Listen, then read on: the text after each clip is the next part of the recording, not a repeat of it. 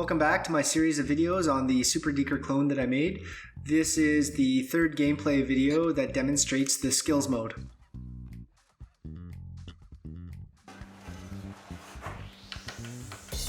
This mode is called the Skillz mode. This game is meant to help you practice your stick handling. What you're going to do is you're going to be able to pick 2 points anywhere you want on the board, and that'll let you practice whether you want long stick handling movements, really short ones, shoulder width apart. You practice toe drag moves.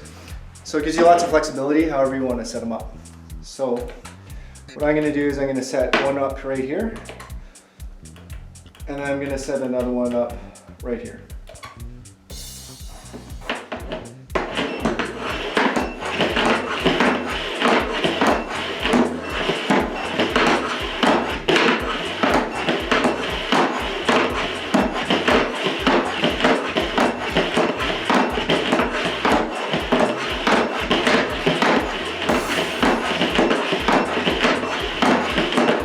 Same thing, it turns out you practice toe drag movements.